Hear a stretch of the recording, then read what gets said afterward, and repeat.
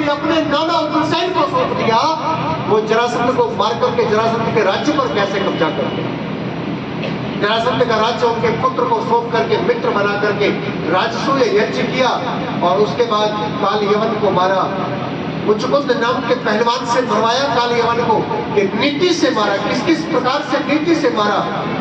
उसके बाद राजसूय यज्ञ में ही अपने सुदर्शन चक्र से शिशुपाल को मारा। और जब दुर्योधन के सारे हाथ पैर कट गए, जब बाहर से उसको सहायता प्राप्त होने के रास्ते बंद हो गए, आप विचार करना, इतने रास्ते तो श्री कृष्ण ने रोक दिए, उसके बावजूद 18 अक्षौहिणी सेना में से 11 अक्षौहिणी सेना थी दुर्योधन के पास, केवल 7 अक्षौहिणी सेना थी पांडवों के पास, 11 अक्षौहिणी सेना थी उनके पास। अगर ये सारे राजा जीवित होते तो भला भारतवर्ष का, दुनिया का कोई राजा पांडवों के पक्ष में खड़ा होने को तैयार होगा? सब कह देते कि गिर करके मारे जाएंगे चारों तरफ से, इसके तो साथी चारों तरफ फैले हुए हैं। कितनी नीति से काम किया। ऐसे नीतिमान व्यक्ति को चोर कहना, लंपट कहना, ऐसे नीतिमान व्यक्ति को छल कपट करने वाला कहना मुझे तो कदापि उचित नहीं लगता। और एक बात आपने बहुत बार सुनी होगी कि पांडवों के पक्ष में अगर श्री कृष्ण जी महाराज ना होते तो शायद पांडव आपस में लड़के मर गए होते।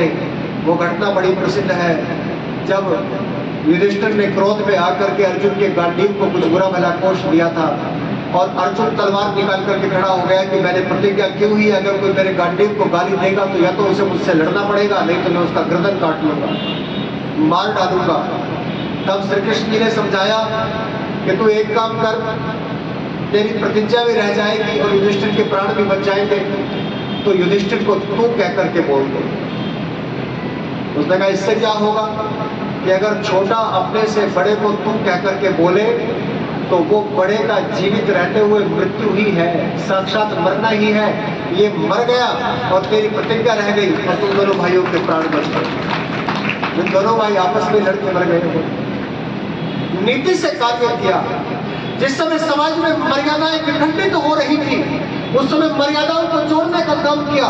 कंस को मारने के बाद चाहते तो अपने घर पर बड़े से बड़े आचार्य की व्यवस्था कर सकते थे, क्योंकि उस समय द्रोणाचार्य कौरवों और पांडवों को पढ़ाने के लिए हस्तिनापुर के राज सिंहासन के पास पहुंच चुके थे, राजमहल के पास गुरुकुल चला रहे थे। चाहते तो स्वयं भी मथुरा में पढ़ सकते थे, लेकिन श्री कृष्ण महाराज ने दूसरा रास्ता चुना। उन्होंने अपने नाना से कहा कि मैं राज कार्य करना नहीं चाहता, मैं राजा बनना नहीं चाहता, मैं तो वेदों का विद्वान बनना चाहता हूँ। और यहाँ से मीलों दूर, सैकड़ों हजारों किलोमीटर दूर उज्जैन में उस समय के वेदों के प्रसिद्ध विद्वान महर्षि संदीपनी के आश्रम में जाकर के वेद और वेदांगों का अध्ययन करके उनका ज्ञान प्राप्त किया। और इतना ज्ञान प्राप्त किया कि जब राजसूय यज्ञ में भीष्म पितामह को अग्र पूजा के लिए पूछा गया तो भीष्म पितामह ने कहा नहीं, वेद वेदांग विज्ञानम बलम चाप निगम तथा वेद वेदांगों के विज्ञान में और फल में इस समय दुनिया में सर्वश्रेष्ठ अगर कोई व्यक्ति है तो वो श्री कृष्ण जी महाराज है। श्री कृष्ण जी महाराज है। ऐसा ज्ञान प्राप्त किया, ऐसा अध्ययन प्राप्त किया। एक और बात मैं बताऊं, श्री कृष्ण जी महाराज के जीवन की विलक्षणता आप लोग सुने, आर्य समाज में सब लोग सुने। ये चर्चा 2-3 दिन से चल ही रही है, तो मैं भी इसमें थोड़ी सी बात डाल दूं।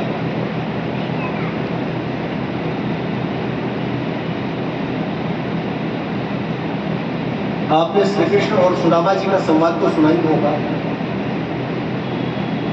ये गीत तो जरूर सुना होगा, अरे द्वार पालो कन्हैया से कह दो कि दर पे सुदामा गरीब आ गया।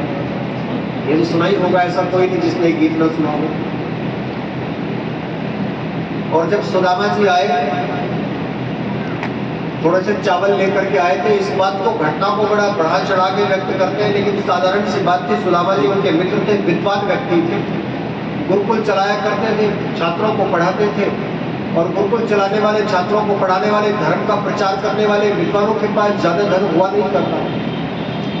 अब तो हम लोग गाड़ियां वाड़ियां रखने लग गए, न जाने कैसे कैसे। कोई कन्वर जी, कोई कुलश्रेष्ठ जी, कोई हमें अपने घरों में बुला लेते हैं, थोड़ा बहुत पापा मिल जाता है तो इसलिए हम लोग गाड़ियां चला लेते हैं। नहीं तो उस समय तो विद्वानों को ये भी प्राप्त नहीं था।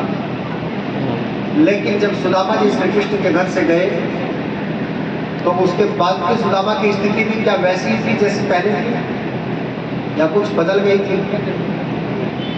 आपने सुना होगा, पूरा दृष्टांत सुना होगा, जब अपने घर पहुंचे तो घर को पहचान पाए क्या? महल बन गया जो सुना नहीं पहचान पाए।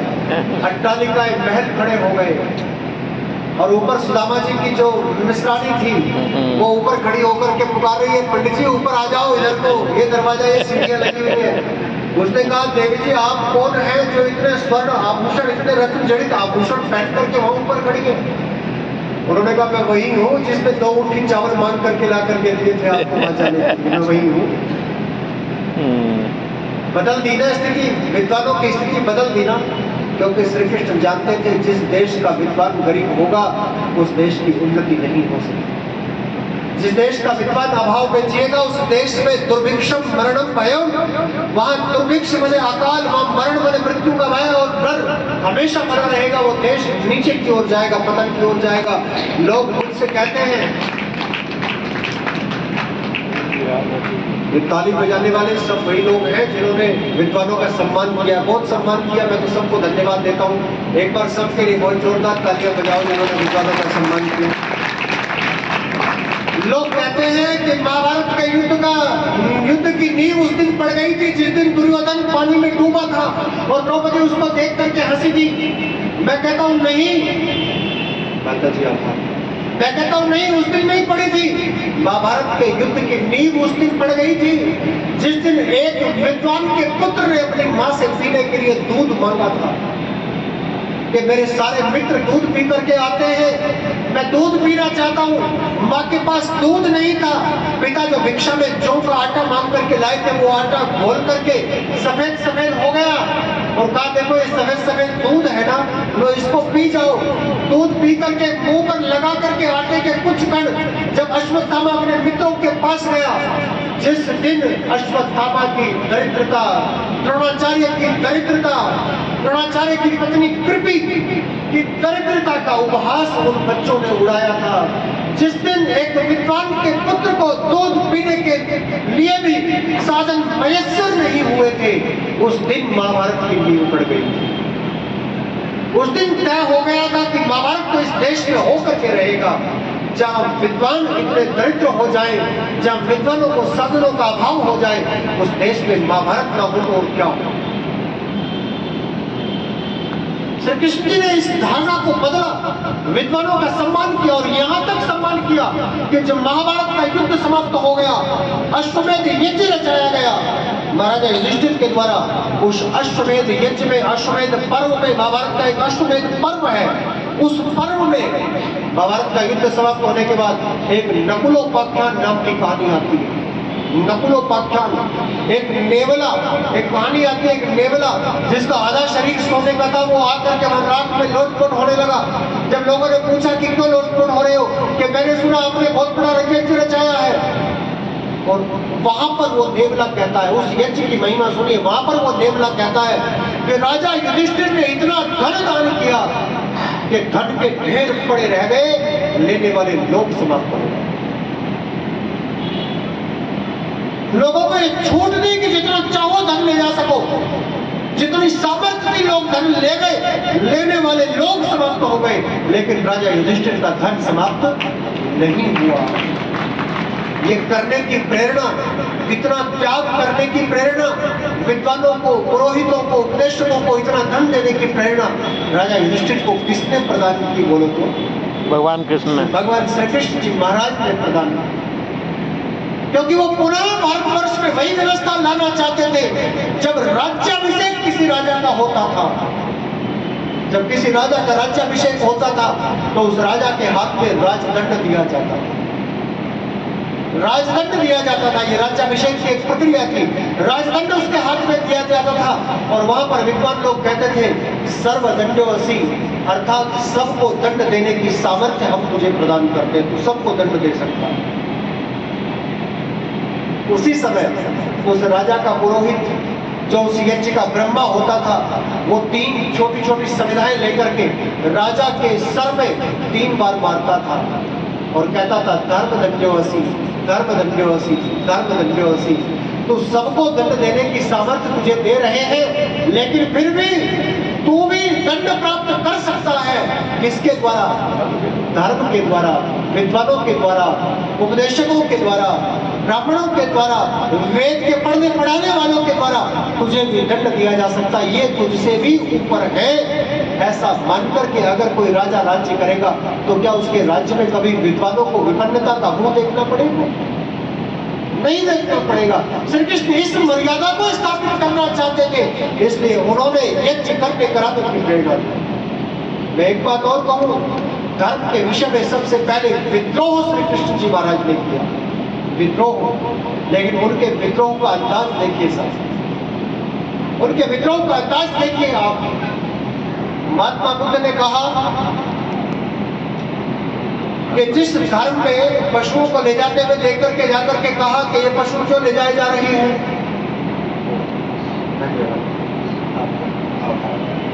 ये पशु क्यों ले जाए जा रहे हैं? उन्होंने पूछा, ये यज्ञ में, कहा कि यज्ञ के लिए ले जाए जा रहे हैं, यज्ञ में मारे जाएंगे, बलि चढ़ाई जाएगी। राजा के यहाँ यज्ञ है, इतने सारे बकरियों की बलि चढ़ाई जाएगी। महात्मा बुद्ध ने कहा ये तो गलत है, ऐसा नहीं होना चाहिए। विद्वानों ने कहा, लोगों ने कहा कि धर्म की पुस्तकों में लिखा हुआ है, धर्म में लिखा हुआ है कि मैं धर्म को ही नहीं मानता, तो वेदों में लिखा हुआ है कि मैं ऐसे वेदों को ही नहीं मानता, मैं अपना अलग ही रास्ता चलाता हूं। श्री कृष्ण जी महाराज के समय में कुछ कुछ ऐसा ही हो गया था। लोग परिश्रम करने के स्थान पर टोटकेबाजी में विश्वास करने लगे थे, तरह तरह के यंत्र मंत्र तंत्रों की सिद्धि करके सफलता प्राप्त कर लेना चाहते थे, और कर्मकांड इतना अधिक हावी हो गया था कि लोग ये समझने लगे थे कि मात्र इस भौतिक कर्मकांड के करने से ही तुम्हें सब सिद्धियां प्राप्त हो जाएंगी। श्री कृष्ण जी महाराज सबसे पहले विद्रोही थे जिन्होंने इस बात का विरोध किया। आपका आभार। सबसे पहले विद्रोही थे जिन्होंने इस बात का विरोध किया, और उन्होंने कहा कि ये भौतिक कर्मकांड तो तुम्हें कुछ समझाने के लिए है, इस कर्मकांड को अपने जीवन में धारण करो। वो कहते हैं द्रव्य यज्ञ, तपो यज्ञ, ज्ञान यज्ञ तथैव। कई प्रकार के यज्ञ होते हैं अर्जुन, को एक ही प्रकार का यज्ञ नहीं होता, कई प्रकार के यज्ञ होते हैं। और फिर बाद में लिखते हैं चतुर्थ अध्याय में, माता जी का आभार, बाद में लिखते हैं कि श्रेयास द्रव्य व्याद यज्ञ ज्ञान यज्ञ तपा। ये जो बाहर का भौतिक यज्ञ है, इस यज्ञ की अपेक्षा, इस यज्ञ से आगे बढ़ करके इस यज्ञ के नियमों को समझ करके उस यज्ञ के अनुसार अपने जीवन को अपनाना, अपने जीवन में धारण करना, ये जो ज्ञान यज्ञ है, ये इसकी भी अपेक्षा अधिक महान है। एक व्यक्ति आहुति तो डालता रहे, एक व्यक्ति स्वाहा स्वाहा तो करता रहे, एक व्यक्ति इदं नमम तो करता रहे, लेकिन मन में त्याग की भावना ना आए, लेकिन मन में स्वार्थ छोड़ने की भावना ना आए, लेकिन मन में परोपकार का विचार ना आए, लेकिन मन में दूसरों की सेवा करने की बात ना आए, तो बोलो क्या उसका यज्ञ अधूरा नहीं कहलाएगा?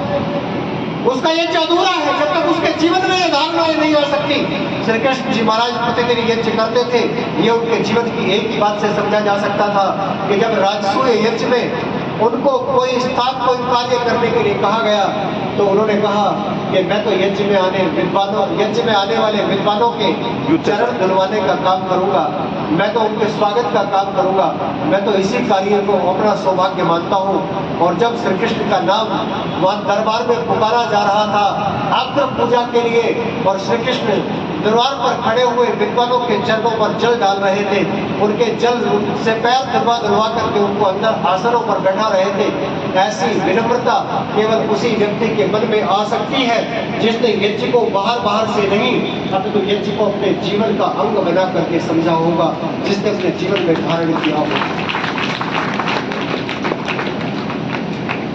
तब मेरा एक इंटरव्यू हो रहा था, एक चैनल के लिए इंटरव्यू लिया उन्होंने मेरा, तो उन्होंने पूछ लिया मुझसे बाद में कि आचार्य जी आपको श्री कृष्ण जी के जीवन की कौन सी घटना सबसे अच्छी लगती है?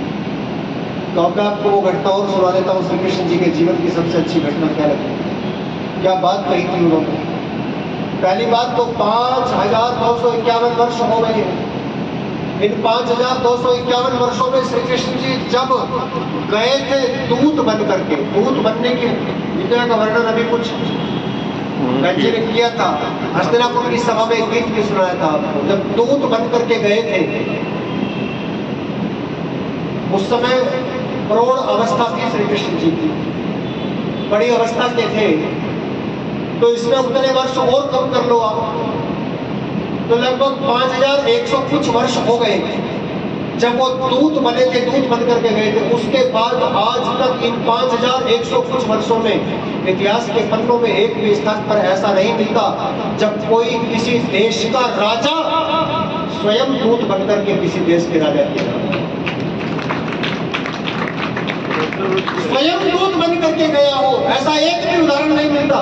और बाद की क्यों बात कहूं, श्री कृष्ण जी महाराज से पहले जब मर्यादा पुरुषोत्तम श्री राम हुए, उसके बाद जब उन्होंने भेजा था, लेकिन उन्होंने राजा को नहीं भेजा था, अंगद को भेजा था, राजा के पुत्र को भेजा था, अंगद को भेजा था। उसके बाद श्री कृष्ण जी महाराज के समय तक एक भी अवसर ऐसा नहीं मिलता जिसमें कोई राजा दूत बन करके गया हो।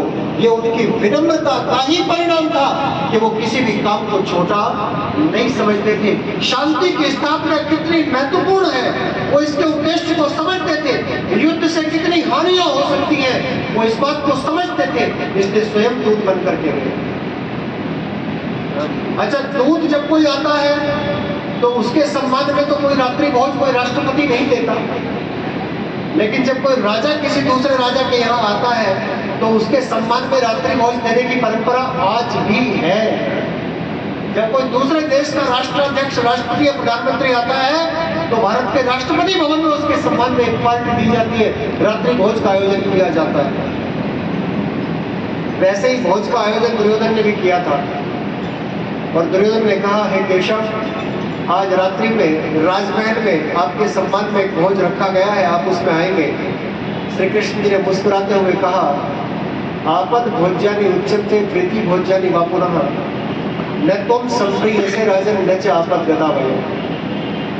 कि दो कारणों से व्यक्ति दूसरों के घर भोजन करता है दुर्योधन, दो कारणों से, या तो मुसीबत में पड़ के दूसरों के घर खाता है और या प्यार में पड़ करके दूसरों के घर खाता है। या तो प्यार से खाता है या मुसीबत से खाता है। प्यार तुझे मुझसे नहीं है और मुसीबत में मैं नहीं हूं। वाह मुसीबत में मैं नहीं हूं। किसी राजा के देश में उसकी राजधानी में खड़े होकर के उस राजा के रात्रि भोज के ऑफर को ठुकरा देने की सामर्थ्य साधारण व्यक्ति में नहीं हो सकती, किसी श्री कृष्ण जैसे महाबलवान व्यक्ति के जीवन में हो सकती। विदुर के घर में दुर्योधन की मेवा त्यागी, साग विदुर घर खायो।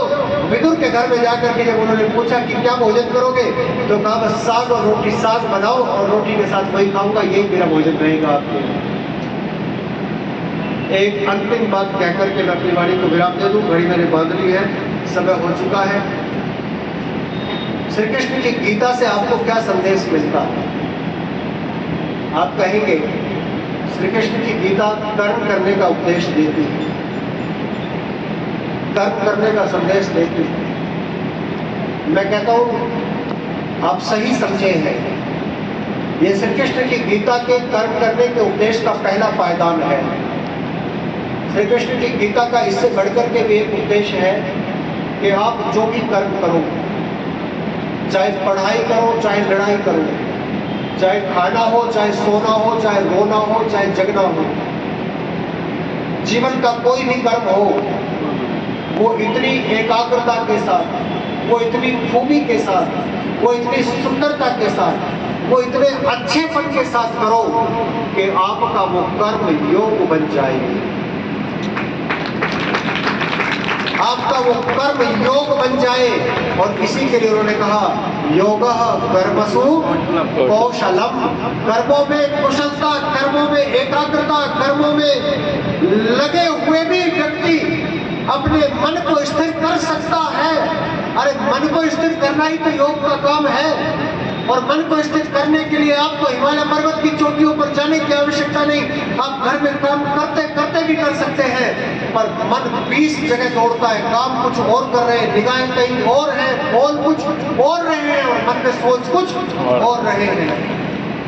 तो ये श्री कृष्ण जी के साथ न्याय नहीं होगा।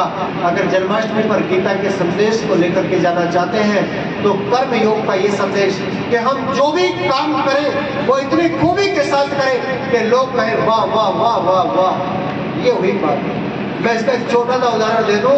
मेरे यहाँ पर जहाँ मैं रहता हूँ, मेरठ में गंगानगर में, वहाँ मेरे आसपास ही अपना शहरों में आपको पता ही है प्रेस करने वाले लोग बहुत सारे होते हैं, क्योंकि प्रेस करना भी बड़ा महाभारत का काम है। महिलाओं की कमर टूट जाती है कपड़े प्रेस करते करते। बड़ा मुश्किल होता है प्रेस करना कपड़ों के ऊपर। तो प्रेस करने की बहुत सारी दुकानें हैं। मैं एक स्थान पर प्रेस कराया करता हूँ, कई कई दुकानें बदल करके मैंने वो पसंद किया। पति और पत्नी दोनों थे, दुर्भाग्यवश उनके घर में कोई संतान का जन्म नहीं हुआ, तो वे दोनों ही रहा करते रहे। और धोती पर प्रेस करनी जो है ना कोई आसान काम नहीं होता। मुझे किसी के यहाँ की हुई प्रेस पसंद नहीं आई, केवल उसके यहाँ की हुई प्रेस पसंद आई। तो पहली बार मेरी पत्नी ने उससे पूछा होगा कि कितने रुपए हुए होंगे, इसके कितने रुपए लेते हो, किस कपड़े का कितना लेते हो। इतना तो बहुत ज्यादा है, इतना तो मुझे महिलाएं कहा करती हैं। जब मैंने उसकी प्रेस की हुई धोतियां पहनी, उसके बाद मैंने अपनी धर्मपत्नी से कहा कि मैं तुझसे निवेदन करता हूँ कि आज के बाद कभी इस महिला से, क्योंकि वही कपड़े लेने और देने आती थी, आज के बाद कभी इस महिला से ये ना पूछना कि कितने पैसे लगते हैं। ये जितने कहे बिना पूछे दे देना, हर त्योहार पर इसको अलग से देना, मिष्ठान इसको अलग से देना, अपने बच्चों के जन्मदिन पर देना, अपनी किसी खुशी में देना। बस जीवन में कई बार, वर्ष में कई बार ऐसे अवसर आएंगे, इसको कपड़े भी देना। इसके लिए कोई बात वो मत रखना, मन में कंजूसी मत रखना, क्योंकि इसके जैसी प्रेस गंगानगर में कोई नहीं करता। इसलिए क्योंकि वो जब प्रेस करती है तो वो अपने ध्यान को पूरी तरह उसी में मग्न रखती है। मैंने कई बार देखा, मैं उसकी दुकान के बाहर खड़ा होकर के अपनी बाइक का या अपनी कार का हॉर्न बजाता रहता हूँ, वो गर्दन उठा करके भी नहीं देखती कि कौन है, वो गर्दन उठा करके भी नहीं देखती। फिर मुझे किसी को कहना पड़ता है, अगर मुझे नीचे नहीं उतरना तो कहना पड़ता है कि जरा इनको बोल देना, तो वो तब उनके पास जाकर के उनको हाथ लगाएंगे, कहीं वो बुला रहे हैं आपको, तब मैं कहूँगा जरा कपड़े ले जाओ। अगर आप एकाग्रता से कोई काम करते हैं तो आप छोटे से छोटा काम भी इतनी खूबी के साथ करेंगे कि आपका वो काम कर्म योग बन जाएगा और आपकी प्रशंसा हुए बिना रह नहीं सकेगी, आपकी तारीफ हुए बिना रह नहीं सकेगी। हम श्री कृष्ण जी महाराज को याद करते हैं, उनको प्रशंसनीय मानते हैं, उनको योगीराज मानते हैं, योगेश्वर मानते हैं। तो इसलिए मानते हैं कि उन्होंने जो भी काम किए वो इतनी खूबी के साथ किए, इतनी नीति के, इतनी बुद्धिमत्ता के साथ किए कि उनके जैसा उस समय पर और कोई ऐसा नहीं हुआ जो उनके जैसे काम करने वाला हो। आज मैं उनके जन्म दिवस पर उनको स्मरण करता हुआ, श्रद्धा पूर्वक उनको स्मरण करता हुआ आप सबको इस पर्व की शुभकामनाएं देता हूँ और आपसे निवेदन करता हूँ कि हम इसी प्रकार अपने महापुरुषों के जीवन के उत्तम गुणों को जानकर अपने जीवन में धारण किया करें और अपने जीवन को अच्छा बनाया करें। यही उनके जन्म दिवस बनाने का उद्देश्य है, यही उनकी सार्थकता है। ओम शांति शांति।